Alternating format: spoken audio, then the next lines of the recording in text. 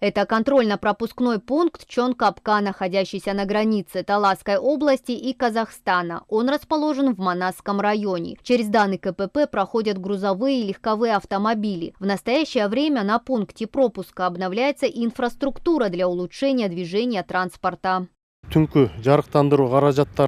Сейчас мы обновляем ночную систему освещения, а также вывески с государственной символикой. На сегодня были заменены двери и окна в отделах паспортного и автомобильного контроля.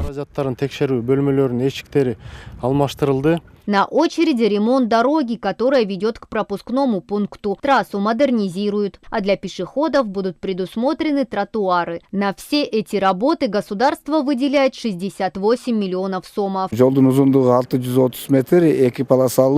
Это двухполосная дорога протяженностью в 630 метров. Кроме того, мы уже приступили к строительству пассажирской остановки. Она будет крытой, чтобы зимой было тепло. Мы планируем много хороших новшеств. Я думаю, что в этом году все работы будут завершены.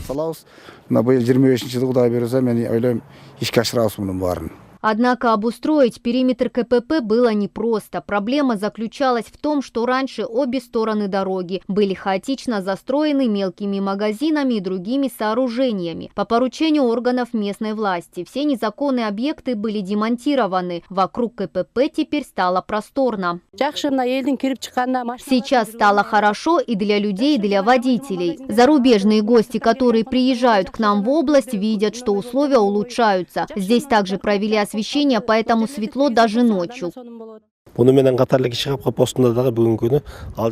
Сейчас мы планируем провести дополнительные воздушные линии электропередачи. Эта работа проводится в рамках поручения нашего президента. Кроме того, нам было дано поручение открыть КПП Кичикапка. Для этого мы проводим необходимую работу. Открытие КПП Кичикапка поможет разгрузить данный КПП по количеству автомобилей. Работа по улучшению инфраструктуры на КПП находится под контролем местных органов власти. Совместная деятельность ведется со всеми ответственными госструктурами. Мадина Низамова, Кайнар Ормонов, Таты Бюбю, Кинджи Акунова, Эльтер, Таласская область.